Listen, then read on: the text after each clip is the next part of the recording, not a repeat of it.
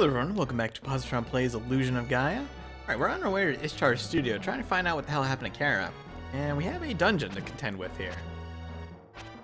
Some new enemies, some bats in a little bit of a different setting. Skeletons that are pretty susceptible to the Psycho Dash. You can already see that the flames here are all pointing in one direction. Well, except for this one. I believe this is all one area. Well, this part at least.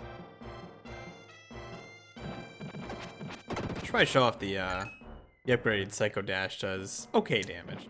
Not fantastic, but it's decent.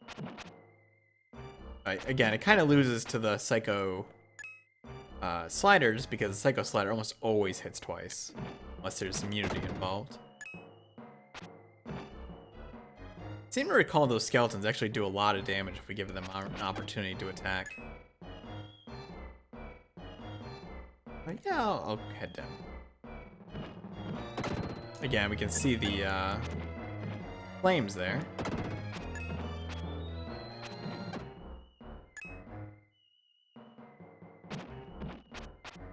It's a little misleading too because the flames actually kind of point in the opposite direction where you need to go.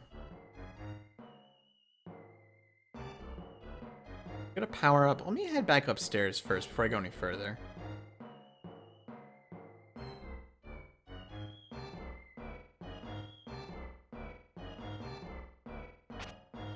I guess there's nothing else here.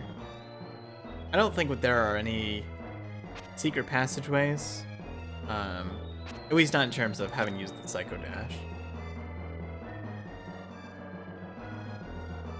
But yeah, the flames typically point away from the doors you need to go into.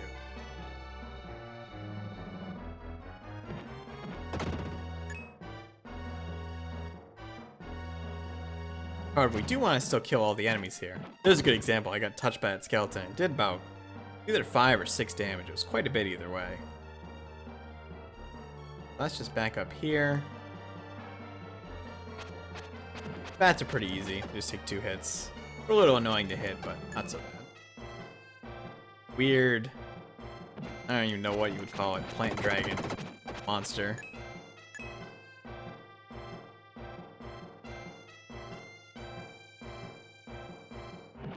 So I believe that is the right door due to the way the flames are pointing, but I actually want to make sure to get all the enemies, any items that are in here first. Oh man, I actually touched that thing as it was dying to quite a bit of damage to me. I don't have any herbs, right? Yeah, so I'm kind of on my own here. I do have extra lives if it comes down to it, but I would much rather not. Assuming there's going to be a health upgrade in here somewhere.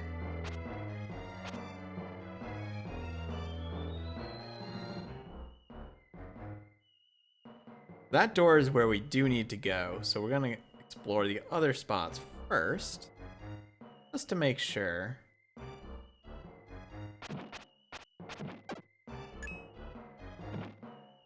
That was a little bit of a risky maneuver there. Quite what I intended. I think it's as bad as the last enemy right here. Nope. 4 more. Must be in the actual proper section.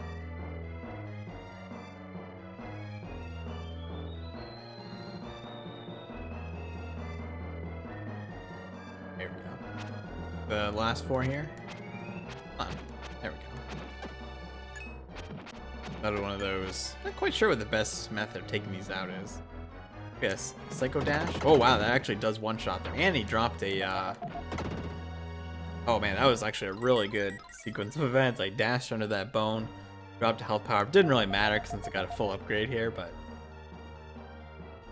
So we have a pretty cool area here. It's pretty dark. The only light you get is from these torches. There are enemies, but they're hidden in the dark. Not too hard to see, but kind of a neat effect. Actually, it seems like a pretty advanced effect for Super Nintendo, or at least in concept. There we go. A weapon power up. I feel like there's a red jewel in here. I hope I don't miss it. Don't think it was actually in the village.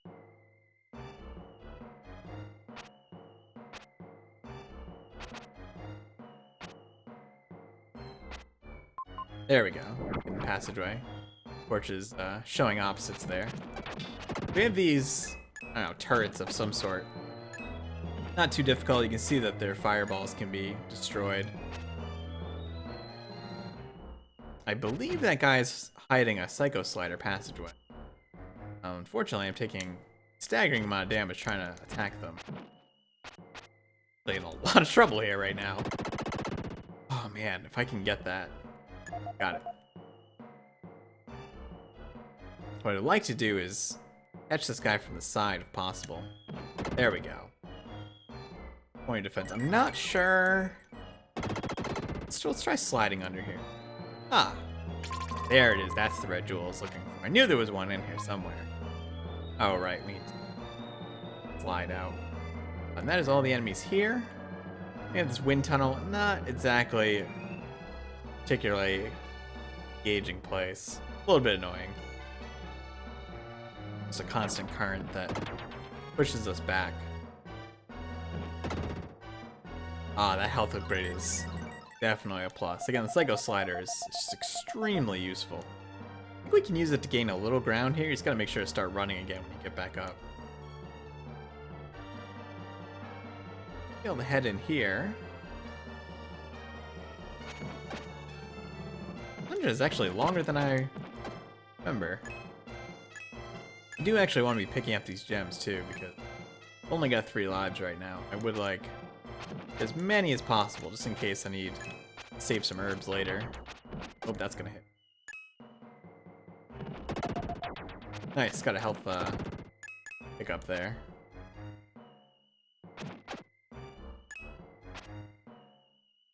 Come on. There we go. Actually knocked that bat right into that skeleton. That worked out really well. And defense power up. Always nice.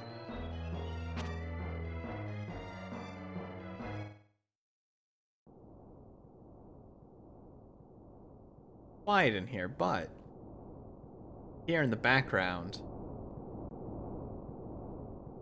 sounds like the roar of a water.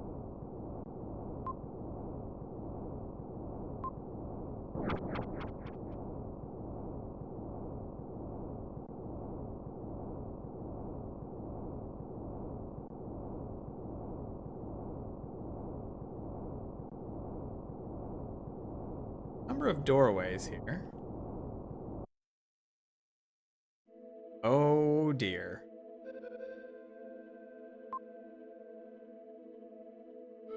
That's not good. We have a fine portrait of Kara here. However, considering what we've learned about everybody else missing, it seems that she is trapped in the painting. That is bad for business.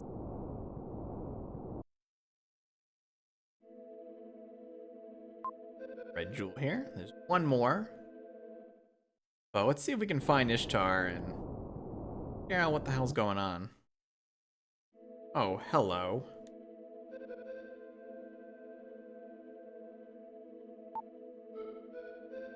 Yeah, we are here to get Kara.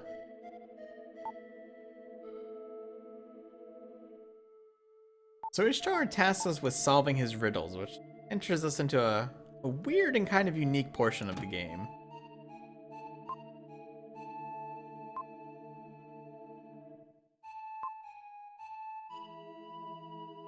So he tells us to learn the condition of this room. In other words, memorize this room. Okay.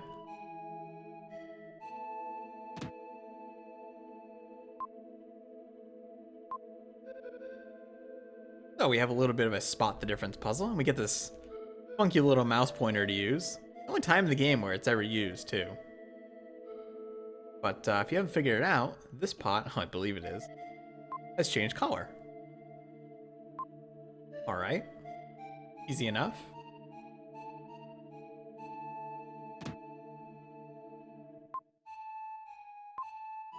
Yep. Alright, so we've got 2 paintings, 2 jars, and a bench. Things have different backgrounds.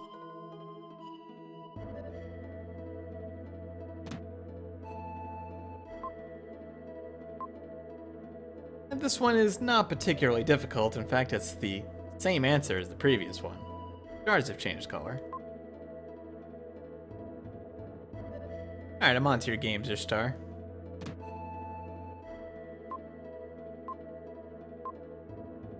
Hey, a treasure chest. Found an herb. Okay.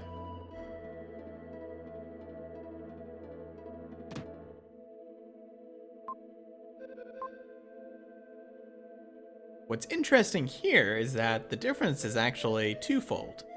One is that we've changed the condition of the previous room. And the second is, well, what's in here? A different item. If you weren't thinking about the fact that, you know, the treasure chest is technically different, then it'd be a little confused here, but there's not really too many objects to poke around at.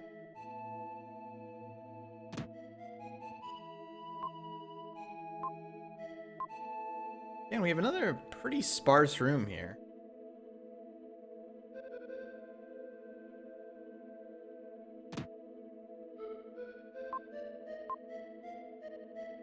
So what's different here? This one's actually kind of clever, and it's a little subtle, but the wind is blowing here. Not super challenging, but a fun little diversion. Alright, let's go back to Ishtar, and hopefully he'll free Kara. I don't know why he was doing this. Oh dear.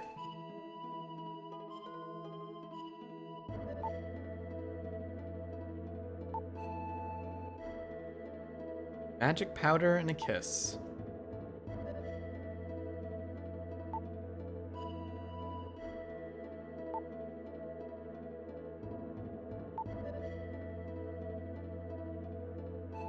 And Ishtar has essentially committed suicide by self-portrait.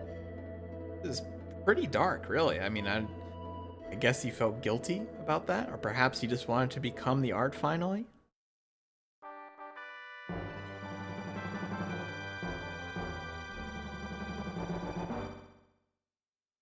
Well, we found the magic powder.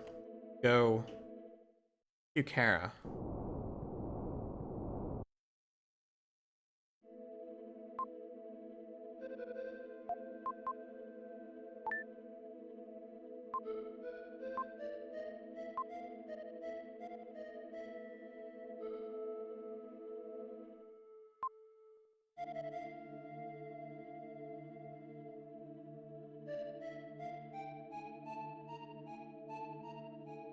Well, hello there.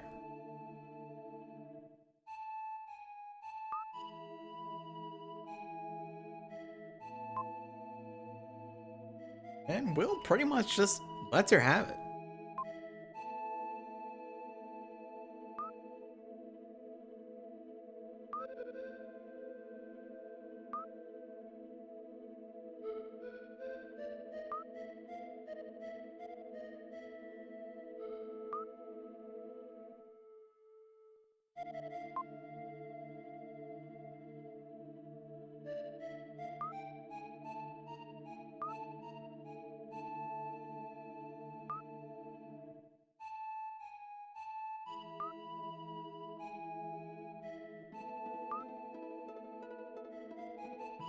Kara actually has a pretty serious journey of self-discovery going on here, though Will doesn't quite grasp that she's figured that out just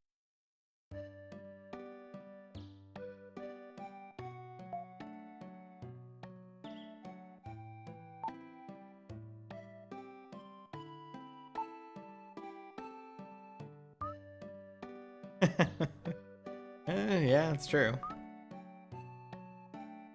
And Kara apologizing is pretty huge, not something she's been known for. The floating city is 3 days south of here.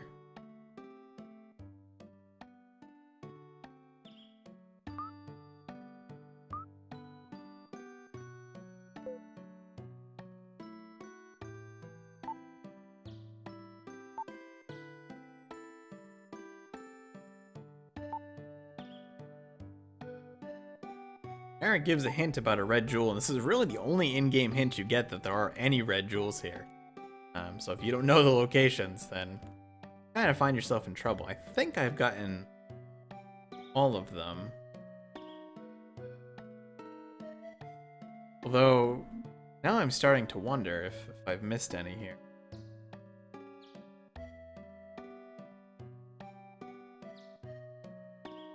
I may have skipped one. Let me... Oh no, because I've talked to, I talked to Gem after I got the one in the fountain, I believe. Let me go double check that just before I leave this area. Because again, once you leave an area, that is it. And while we don't get a big explanation,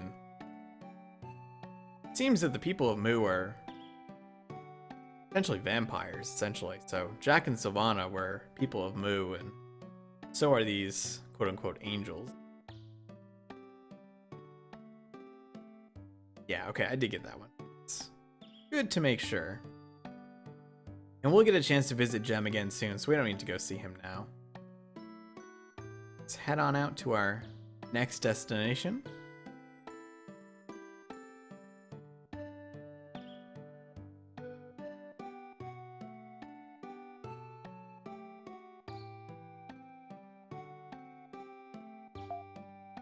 Yeah, we can go now. Don't get heat stroke.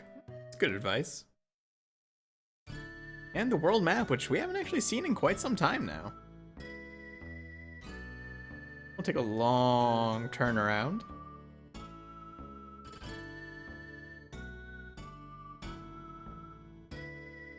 And we'll head into Watermia. I think that's how you pronounce it.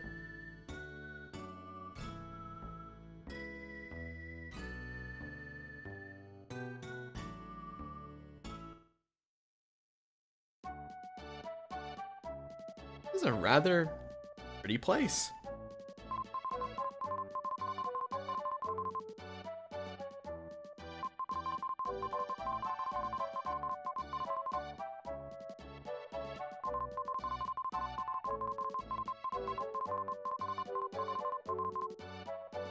Someone named Luke has let us stay in their house.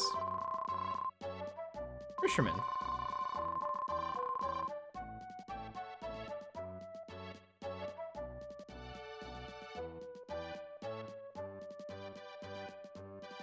And with that, we'll continue here next time, explore around Watermia, and see where it leads us. So, thank you for watching. I'll see you soon.